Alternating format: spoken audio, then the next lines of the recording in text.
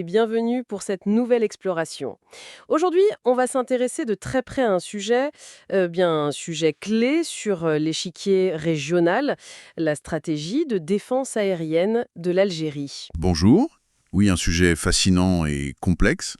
Et pour nous guider, on s'appuie sur une analyse assez fouillée, du magazine Military Watch Magazine. C'est une source reconnue pour son suivi des questions de défense. Tout à fait. Ils suivent ça de près. Et d'emblée, ce rapport, il lance une affirmation assez forte. L'Algérie serait, tenez-vous bien, l'un des pays les mieux protégés au monde contre les attaques aériennes. Carrément au monde, oui. C'est pas une petite affirmation, ça. Non, c'est clair. Alors, évidemment, ça interpelle. Comment est-ce qu'on arrive à un tel niveau de sécurité? Quels sont les éléments clés derrière tout ça? Bon, on va essayer de décortiquer ça ensemble, si vous voulez bien. Allons-y. Par quoi on commence? Eh bien, le point de départ, c'est peut-être un aspect très distinctif que le rapport souligne, le choix des fournisseurs militaires. Ah oui, le choix des fournisseurs. C'est vrai que c'est marquant.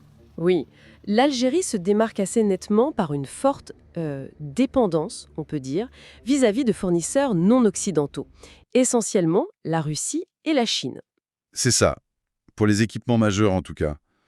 Aviation, défense antiaérienne, c'est très net. Et ça, le rapport le dit bien, c'est pas juste un détail technique, c'est un choix stratégique. Liaison fondamentale. Fondamentale, absolument. Et c'est un choix qui a des conséquences directes et, disons-le, sans doute recherchées par Alger. Ce qui est vraiment intéressant ici, c'est qu'en faisant ça, en privilégiant ses partenaires, Oui. eh bien, l'Algérie, elle s'évite pas mal de contraintes, celles qui viennent souvent avec les contrats d'armement occidentaux. Vous pensez aux clauses de contrôle? Exactement. Les fameuses clauses de fin d'utilisation, les audits, le besoin d'avoir le feu vert pour certaines modifications, ou même, on l'a vu ailleurs, des interruptions de livraison pour des raisons politiques. D'accord, je vois. Une forme d'indépendance en somme? C'est ça.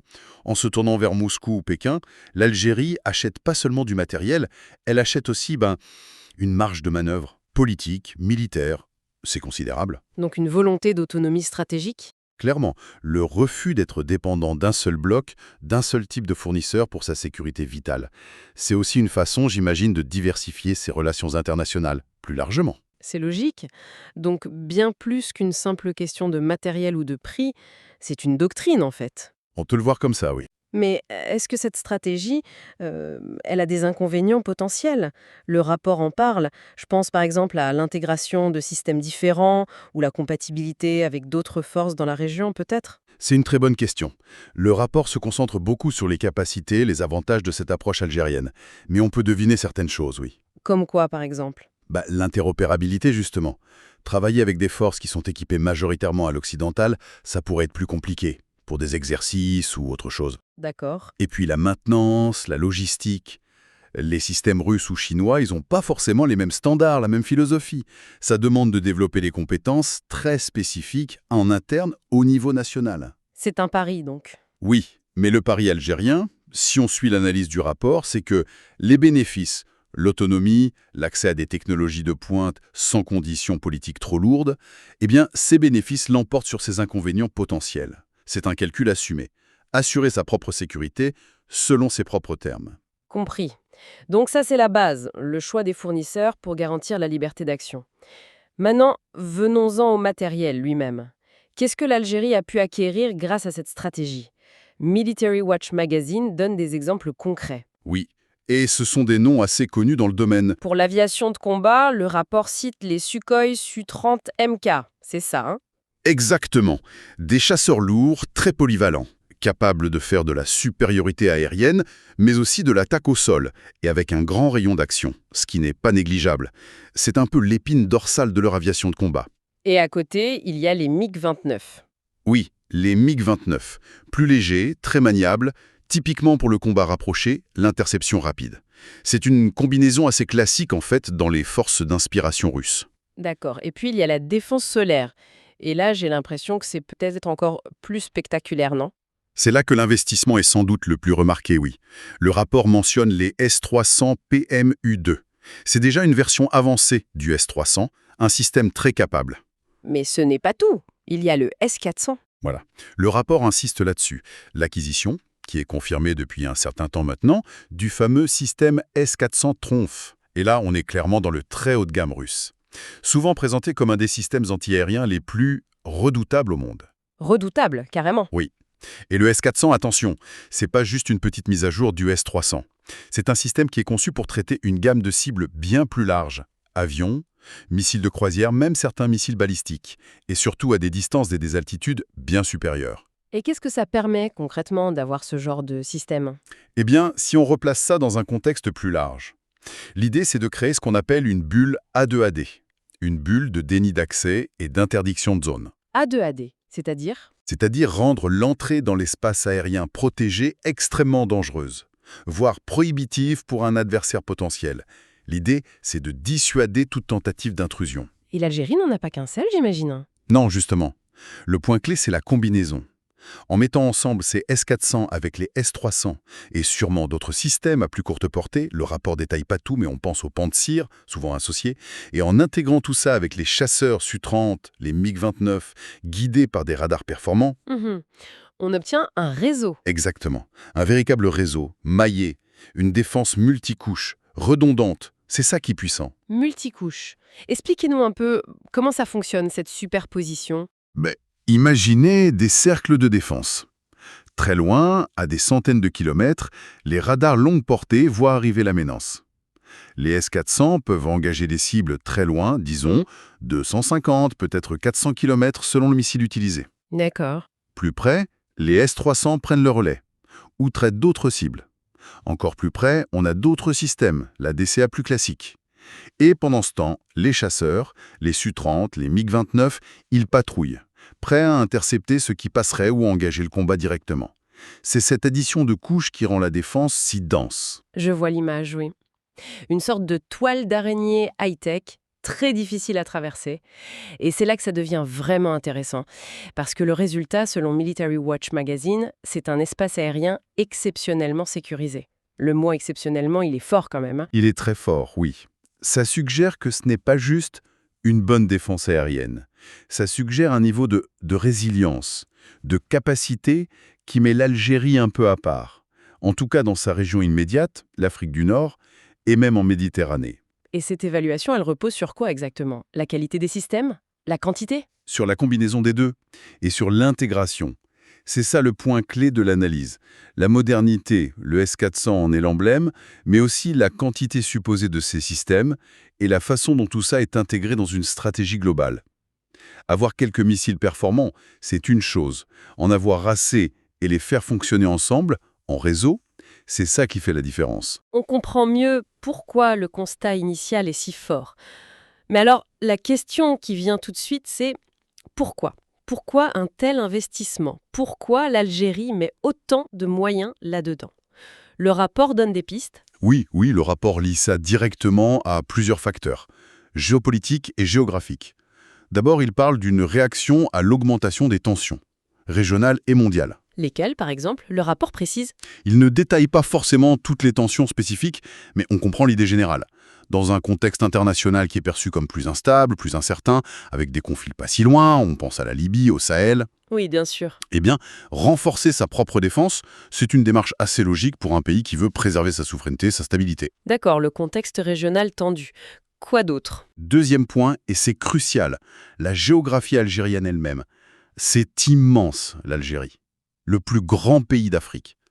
Des milliers de kilomètres de frontières terrestres avec 7 voisins. Traversons des zones pas toujours faciles à contrôler. Exactement. Désert, montagne. Assurer l'intégrité de l'espace aérien au-dessus de ce territoire gigantesque, c'est un défi énorme. Donc, une défense aérienne forte, c'est vu comme un moyen de surveiller et de protéger ces vastes étendues. Contre une incursion aérienne, une menace venue du ciel, là où la surveillance au sol est forcément limitée. C'est intéressant. On aurait pu penser que pour un grand territoire, il faut surtout des forces terrestres. Mais vous dites que la défense aérienne est clé pour la surveillance. Pour la surveillance et la réaction rapide, oui. Surveiller des milliers de kilomètres de frontières avec des patrouilles au sol, c'est très lourd, très lent. Par contre, les radars, les avions, les missiles longue portée, ça permet de voir loin et de réagir très vite sur de très grandes distances. Ah oui, je vois. Un avion hostile, un missile, ça peut traverser une frontière et atteindre une cible vitale bien avant qu'une force terrestre puisse intervenir. Donc, pour protéger les centres névralgiques du pays, les infrastructures critiques, pensez au pétrole, au gaz, c'est vital pour l'Algérie, qui sont peut-être dispersées, eh bien, une défense aérienne solide, c'est indispensable. Ça offre une veille permanente et une capacité d'interception rapide sur 360 degrés. C'est très clair. Et il y avait un troisième facteur mentionné. Oui, le littoral. L'Algérie a une très longue façade sur la Méditerranée, plus de 1600 km. C'est une zone de passage, une zone économique, mais aussi une zone où beaucoup de marines militaires sont présentes. Y compris de grandes puissances. Tout à fait. Donc sécuriser les approches maritimes et l'espace aérien au-dessus, c'est essentiel. Pour protéger les villes côtières, les ports, mais aussi pour affirmer sa souveraineté sur ses eaux. La défense aérienne complète ici l'action de la marine. Donc, si je résume, contexte international jugé tendu, territoire immense et difficile à surveiller uniquement au sol, et une façade maritime stratégique. C'est ce trio qui expliquerait cet investissement massif? C'est exactement l'analyse qui ressort. Et ça soulève une question importante sur le but de tout ça. Ce n'est pas juste empiler du matériel. C'est une affirmation politique. C'est une affirmation de souveraineté très forte, oui. C'est un message qui est envoyé. L'Algérie entend être maîtresse de son ciel, protéger son territoire par ses propres moyens. C'est un outil de dissuasion, une façon de chercher à garantir sa sécurité, son indépendance, dans un environnement jugé imprévisible. Une assurance vie stratégique en quelque sorte.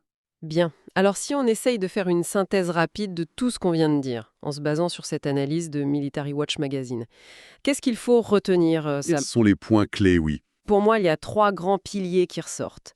Premièrement, ce choix très net de fournisseurs non occidentaux, Russie, Chine, pour l'autonomie. Deuxièmement, l'arsenal lui-même. Moderne, dense, avec ses Su-30, MiG-29 et surtout les S-300, S-400 qui créent cette fameuse bulle A2-AD. C'est ça. Et troisièmement, le contexte qui motive tout ça. Les tensions, l'immensité du territoire, le littoral méditerranéen. Tout à fait. Et ce qui est important, je crois, c'est de voir comment ces 3 piliers fonctionnent ensemble. C'est leur combinaison qui est significative. La synergie entre eux. Exactement. Le choix des fournisseurs permet d'avoir les systèmes, comme le S-400, peut-être sans certaines contraintes. Les moyens financiers, pendant longtemps issus des hydrocarbures, ont permis d'acheter en quantité suffisante. Et la motivation géostratégique donne la volonté politique de maintenir cet effort. Et le résultat final? C'est cette posture de défense aérienne vraiment robuste, qui donne à l'Algérie, selon cette analyse, non seulement une sécurité accrue, mais aussi cette autonomie stratégique recherchée. Ça la positionne de façon assez distincte en Afrique du Nord et sur la rive sud de la Méditerranée. Une capacité crédible de défendre son ciel. Voilà, contre un large éventail de menaces. Et ça, forcément, ça pèse dans les calculs stratégiques de tous les acteurs de la région.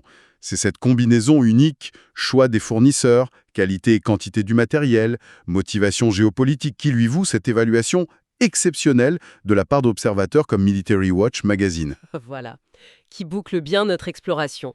On est parti de cette affirmation forte, l'Algérie parmi les mieux défendues sur le plan aérien, et on comprend mieux maintenant sur quoi elle repose, du moins selon cette source.